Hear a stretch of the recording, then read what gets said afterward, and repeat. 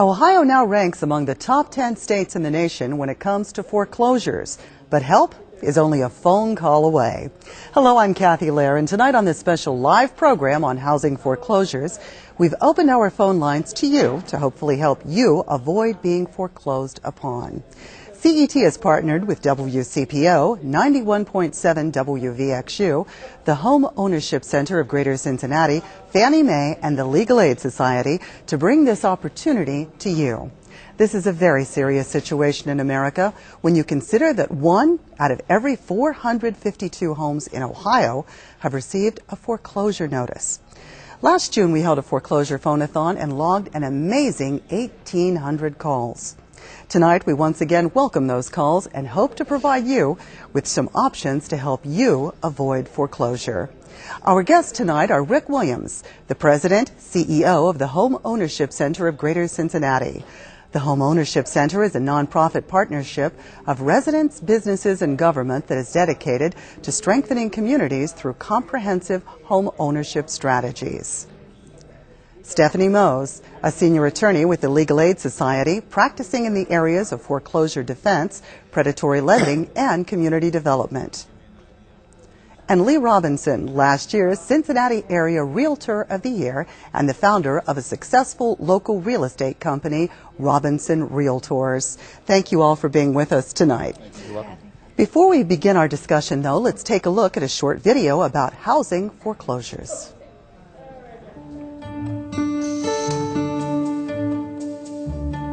The top 3 reasons I'm not picking up the phone to call the bank, to tell them why I'm behind and what my plan is, because I don't have a good plan. A lot of homeowners are very weary when they get phone calls from the lender or from somebody representing the lender who's calling about, they're falling behind on their mortgage. The absolute worst thing to do is to ignore those phone calls. For Marta Zelaya, reaching out to her bank and a local counselor saved her from losing her home. But it took persistence. I call different companies. They say, no, it's nothing can do, just sell the house for short sale, blah, blah, blah. I say, no, I no give up. Marta very much wanted to keep her home, but she found herself falling further and further behind. Through her bank, Marta connected with a local housing counselor. A few days later, sitting in the car with her husband, her cell phone rang. It was a miracle. I was crossing my fingers, I was praying. My husband on the side, he was sitting down in the car. He was happy that time too, that we got a phone call back saying, yes, you can still stay in the house. The most important thing for borrowers to do if they're in trouble or they think they're going to be in trouble is to call their lender. That interaction with the lender, and if need be, engagement with a counselor, is critical because no actions can be taken to get the borrower to stay in that house if there isn't a dialogue. The phone number for your lender can be found on the monthly mortgage bill. Now, it's important to make this call, but you may find that many lenders are just overwhelmed with the volume of calls from borrowers who need their help. Fortunately, there's a second option where homeowners can get answers and peace of mind. What we have found is that many individuals, many families, like to turn to the services of a nonprofit counseling service provider who can work through their financial situation, help get their arms around that particular situation, figure out what kinds of payments that family or individual really can afford long term, and then work out a solution that can be taken on behalf of that borrower to the servicer. When we called our lender up and they said they're going to send off a foreclosure letter, that's when we knew we was in trouble. We really needed help, and we needed it fast. Melvin and Leslie have a big mortgage, and their budget got interrupted by an unnecessary expense and a loss of income to combine. And they just, once you fall behind, it's a big payment each month. It's hard to catch up. Do you want potato or do you want regular bread? You give me regular bread. They realized that they had an issue, and they got to me as soon as they were made aware that we existed. They called the hotline, the state's hotline. They communicated with us. We worked on a budget, and we communicated with their servicer and developed a repayment plan and got their loan modified, and now they're they're back on track. Housing counselors are available free of charge in nearly every community across the country, or from the national toll-free hotline established by the Homeownership Preservation Foundation. It's a telephone number that if I, as a troubled borrower, call that number any time of the day or night, any weekday, weekend, Christmas Day, anytime, there will be a trained, qualified counselor on the other end of that phone line ready to help. And it is a service that is free to homeowners. It's also a service that is on demand, offered on demand in both English and Spanish. After working with her bank to renegotiate her 2 mortgages, Marquita was still at risk of foreclosure. One night, on the advice of one of her friends, she made a phone call that changed everything. I called the Hope hotline one night, and the very next day I received an email. The email let me know that someone from Hope would be getting in contact with me. I was really taken when a supervisor contacted me and she said, I'm going to get in touch with your mortgage company and let you know what's going on. In less than 2 weeks, between phone calls and emails, the counselor, the bank, and Marquita arrived at a very workable solution. You're talking about literally a lifeline. Hope is a lifeline. All you have to do is do what they say. They will get you through anything. Whether they're manning phones or meeting homeowners face-to-face, housing counselors and lenders are spreading the word. Foreclosure is not inevitable. What we like to say to people is if you dream like you're going to be late on your mortgage, wake up and call us. Because the earlier that we get to you, the more options we have available. We can't promise the best outcome for everybody, but what we can promise is that if you do nothing, the worst will happen, and that's what we don't want to have happen. So we want to make sure that people understand there is hope. There is hope available, there is help available, but it does take everybody who needs it to reach out and do the right thing, and all you have to do is pick up the phone and call. For some people, no amount of renegotiating will help. These folks just simply can't afford to stay in their homes. I've been in touch with the Hope hotline people to see what they can do to help me with the foreclosure, or not even a foreclosure, just to give the house back to the mortgage company so that neither party is hurt. If you simply walk away from your home without an agreement with your lender, you could face serious damage to your credit and much, much more. When you just walk away from a mortgage that you feel there's no way you can climb out of the delinquency, how much you have missed in the payments, you are incurring greater personal liability and also greater damage to your own credit than if you stayed in the house and you try to work something out with the mortgage company. If I have to live apartment life for a while, that's fine for me. I'll just bank that money for now. That way I've got something to fall back on. I'm learning from my mistakes. Homeowners looking for relief through counseling need to know that help is available free of charge. If someone asks you for money up front, you might be dealing with a scam. Don't call any numbers that are on telephone poles that say need help now, fast cash. Don't call any of those numbers that usually appear at 3 or 4 o'clock in the morning on cable TV. Really look for reputable people, and ideally a nonprofit housing counseling agency that is really in your community and is looking and specializes in helping families who are facing problems with their mortgages.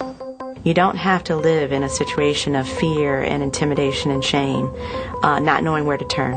There are people available that you can talk to, that you can trust, that will do everything they can to work out your situation, but you can't wait. You can't stay stuck in fear. You've got to take action and call and reach out and ask for help. And I tell a lot of people, don't leave the house. Don't give up. Fight for the house. You shouldn't be ashamed to try to save your home, no matter what you do, because you got to provide. When you got youngins, you don't have the option. You got to have a roof over their head. So for me, there was no option. I had to get help, or either that or be homeless. In your darkest hour, you can reach out and make a difference in whether or not you can stay in that home and preserve that asset, that dream for you and your family.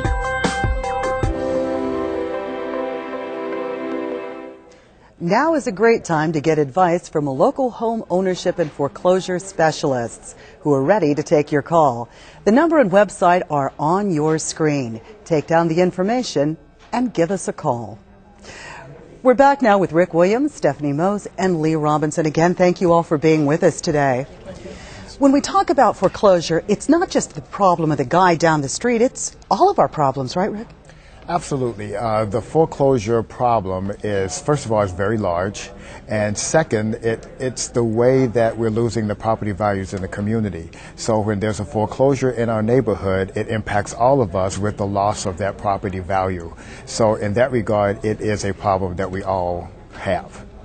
From the realtor's prospect, what have you seen? Well, it's it's a problem, right? Anytime that there's not only the foreclosure aspect, but then there's the continuum of impact to the values within the neighborhood, much as Rick talks about. When one person suffers, and particularly if they let their property go down and they may not be able to financially afford the house, it has a ripple effect throughout the community. So it's kind of a growing snowball, if you will. I wondered, when you talk about foreclosure, how many payments do you have to get behind before that becomes a very real possibility? You know, we are a judicial foreclosure state, so lenders have to go into court to bring a foreclosure action to get a home. But many lenders are going in as many as 60, 90 days. They're going into court to get foreclosure actions. It's not that, they'll wait for half a year. It can happen very, very quickly. And to talk also to what Lee was saying and Rick was saying, the impact on the communities really expands even just beyond the property values decreasing. One of the things that at Legal Aid we see is the impact in terms of it destabilizes entire communities. Suddenly the schools are harmed. Children that were going to these schools that have been a stable part of this community are no longer going there. That harms everyone else, their education in terms of the stability. It can impact on just all of those levels for all of us. So it's not just that we're all losing value for properties, but we're losing the stabilization in the very fabric of our communities in terms of that important element of people being and able to feel safe in their homes. I have heard that many individuals get letter after letter after letter, and after the first one, they stop reading them. That true? Absolutely. We often will, at some point in the process, we ask the homeowner to bring all their information, and they typically bring all the letters they received from their lender, all those sorts of things, and most of the time they're unopened. And we see that regardless of age, we see that regardless of income. They actually stop reading everything, and we're happy that eventually they do make that call and call us, because that's when we can start to intervene. But we find ourselves opening all of the letters to understand the history of what has happened. Kelly, although I sometimes see homeowners who are trying to be very proactive, but running into problems with their lenders. So although I agree with Rick that there's a large amount of anxiety and people become scared and will sometimes take the approach of not doing anything, there are many homeowners trying to work with lenders, but for whatever reason finding lenders unresponsive. And that's why, I think it's very important to realize that there is help, free help available through HUD certified housing counselors, through Legal Aid Society of Southwest Ohio and Greater Cincinnati, to help these homeowners, because sometimes it can be very challenging to work with lenders, and some lenders can make it very difficult, and homeowners are trying in good faith to work things out but are not getting anywhere with the lender. And for whatever reason, it is difficult to talk about money, for whatever reason. Right. And it's a wide range of reactions, as Stephanie said. Some lenders, it's easy to figure this out, and then others, it's very difficult. And another thing we find is it depends on who you're talking to when you make that call to the lender. You can get someone who is very amenable to working with you, and then you can get someone the next hour or the next day who really is not interested in doing much for you. That range happens within the same lending organization as well as from lender to lender. How soon should we reach out for help, realistically? I think what you heard in the video is perfect. It's as soon as you start to even think that you may be having trouble. One of the things that's been very exciting, I think, today that both Rick and I have seen are that homeowners are making that call early. There are many calls today coming in where the homeowners are not yet even behind one mortgage payment, but they've suffered a temporary loss of some employment and increase in expenses. They have an adjustable rate mortgage that's increased, or they know it's going to increase, and they're reaching out now to try to get help. And that's what we would hope for everyone, is call as soon as possible. It's frustrating, I think, when I hear homeowners have tried to call their lender as soon as possible and are told sometimes by a lender well, we can't really do anything for you until you're 30 days, 60 days, 90 days behind, and then you can talk to someone who can help you. And I think Rick and I both hear that. It's very frustrating and unfortunate. And I think we want, part of this partnership is to work with homeowners who want to make that call early, and let's get the lenders to the table to also work this out early, because ultimately, as all of us here are saying, it's impacting not only those homeowners but our entire communities. Speak to us a little bit from the realtor's perspective on this. Well, one part that enters my mind on that subject is that we frequently see people, because there's been some value changes. You know, there's been real estate values going down, and of course, all financial values going down. And so when a homeowner can't make their payments and they know they're just not going to be able to keep the property, sometimes they do the right thing and they rapidly recognize that, admit that to themselves, and they move forward in trying to sell the property, dispose of it as best they can, and they frequently will hire a realtor, and they do a good job marketing the property, and they get a buyer. But sometimes, as the value of the property has gone down, and frequently with a lot of the troubled buyers have bought at the very height of the market, right? Or with some arrangement and high finance. And so there's a gap, right? Yes. And what we call a short sale in the real estate industry, where there's a difference between what's owed and what the marketplace will bear today. But as you spoke about the lenders, it's a real shame that we can't get those to work more quickly together, because a lot of times, as you say, the lenders say, hey, we're not talking to you for 60 or 90 days, and that buyer is gone by the time, so it's a big difference. And now let's join WVXU reporter Ann Thompson, who is joined by Angie Young, a local homeowner who received legal assistance, foreclosure prevention counseling, and financial assistance from the Home Ownership Center of Greater Cincinnati and the Legal Aid Society. Ann? Thank you, Kathy. And it was just last June when Angie called the very number on your screen to receive assistance, and she's glad she did. Thanks for being here, Angie. Take us back to the situation before you made the call. What was happening in your life? I had loss of employment. I didn't know how to navigate through the process of even calling my mortgage company to let them know that I was late. I was very depressed, and I could not make that call. One night I'm at home, I'm listening to the radio, the Hope commercial comes on. I made the call, and actually what I needed was hope. I had that hope, I made the call, and everything just worked into place after that, for me to get help with Home Ownership Center and for me to get help with legal aid. Because before that time, you had heard a lot of no's. I've heard a lot of no's. I was at a point till I couldn't hear another no. And I made a call to Home Ownership Center, and they were the first one to say yes. I made a call to legal aid. They were the second person to tell me yes. And from that point, I made sure that I had all the necessary information and documents that they needed.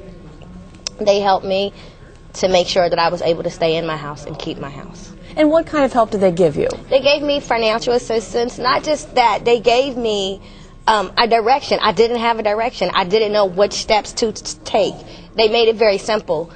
It's not as hard as it seems. It's heavy, it feels heavy, but it's not as heavy as it seems. The first step is to make the call to your mortgage company. The second step is to make the call to get help. There is help out there. I have to seek it. I had to seek it. What would you tell other people that have gotten themselves behind in their mortgage payments? That help is out there. The HOPE program really does help. It gives you hope, and it gave me hope. I would tell anybody, I would recommend Home Ownership Center. I would recommend to make the call to legal aid to get assistance if it's available to you.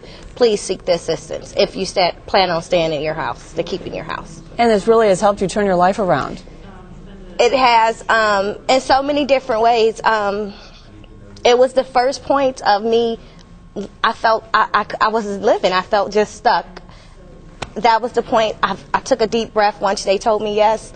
I had a couple of setbacks, but everything worked out perfectly fine for me in my situation. It worked out perfectly fine with the help from Home Ownership Center and legal aid. And this is such a personal issue that I'm sure you would probably tell other people, don't wait. It's embarrassing to talk about, but you have to make the call. And that's the thing. It was very embarrassing. But once you get past that, talking about it only helps your situation. If you don't talk about it, you can't get the help. No one can help you if you don't talk about it. So once I started talking about it, the help is there. The steps are there. The path is there. I didn't see a path. They helped me to see the path that I needed to see to make sure that I was able to stay in and save my home.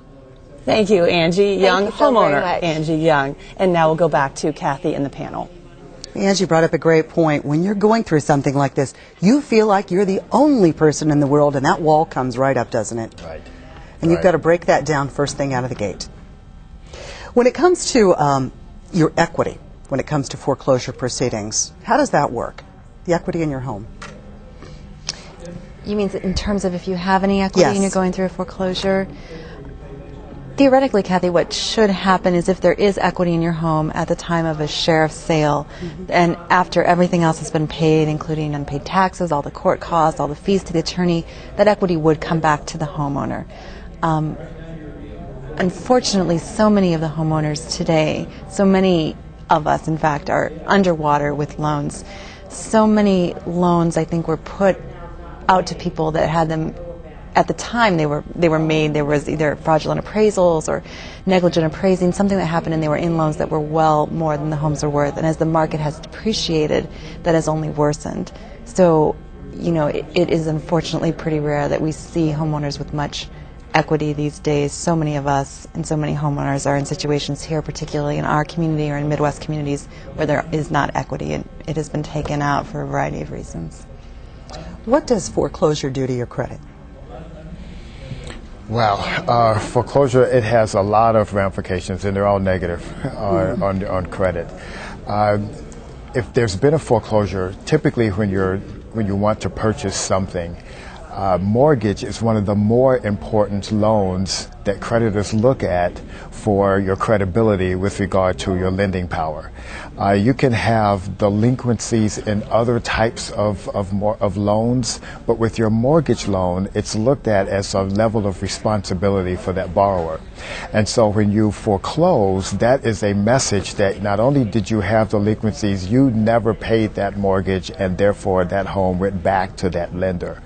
And so that message is that you are a high risk.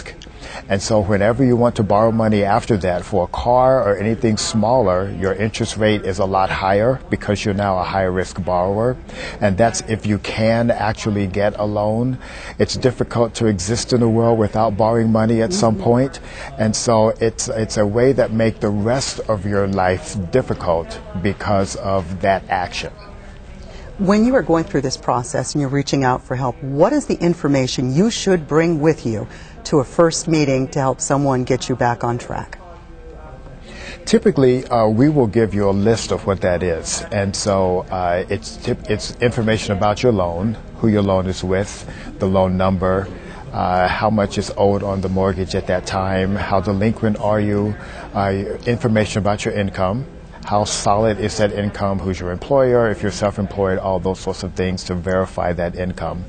And then the rest of your debts, the rest of your expenses, and how are those being paid at this point.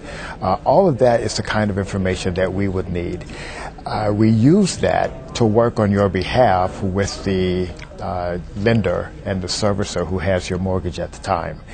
Oftentimes we will refer a customer that we have to legal aid if we think that there's something about this situation that requires some legal review. And with this partnership that we have now, we're doing that quite regularly with everyone, and that often gives some leverage in working with that lender because there's something that occurred with that borrower or that closing that can give some leverage in getting a new loan restructured. Stephanie, what's the single biggest question you get when people contact you about foreclosures? What can I do to save my home? I think one of the most heartbreaking things, Kathy, we see is that people are very desperate, often to do whatever they can do to save their homes. And, when they've run into trouble with their lenders, they're often very disheartened, and they think that the sheriff could be at their door any minute, that their belongings could be put out at the curb any minute. And they are willing to make tremendous sacrifices, and there are so many homeowners making these sacrifices in these tough economic times right now, and are just asking their lender to take the time to try to work with them. Unfortunately, I think because of Rick said, whether it's just the volume that they're seeing or not having enough staff, the lenders are a little unresponsive right now. And even though there's a number of great programs out there, we think we all need time to really have the homeowners be able to communicate with the lenders. And It's one of the things Legal Aid and with many of our partners is working for, is this idea of here in Ohio, perhaps what we really need is a moratorium to give the lenders and homeowners time to work together to get this figured out, because ultimately it's hurting all of us. It's hurting our communities. It's hurting all of us if we cannot prevent foreclosures and keep homeowners in their homes. Is there hope if somebody goes through foreclosure today that they can actually be a homeowner again in the future? Well, as Rick points out, a lot of it's about the credit worthiness as they come out on the other side, and if they take a positive action at the very forefront of this, the odds of them coming out with better credit is superior. Mm-hmm. So absolutely, they will be homeowners again, no doubt. Thank you all very much. And again, the phone lines will be open. That's correct. For the next couple of days, right? Yes, because of the volume, we'll be answering these phones for the next 3 days through Friday. Thank you. For those viewers who have not yet called in with their questions, you may continue to call, as he just mentioned, even after today's phone-a-thon. To reach a home ownership specialist, call 877-7-BUZZ-US. They're available to talk with you Monday through Friday from 8:30 in the morning till 5 p.m. You may also visit the website buzzusnow.com for more information. Thank you for watching. I'm Kathy Lair. Good night. Any use or rebroadcast of this copyrighted program or portions thereof is prohibited without the express written approval of CET.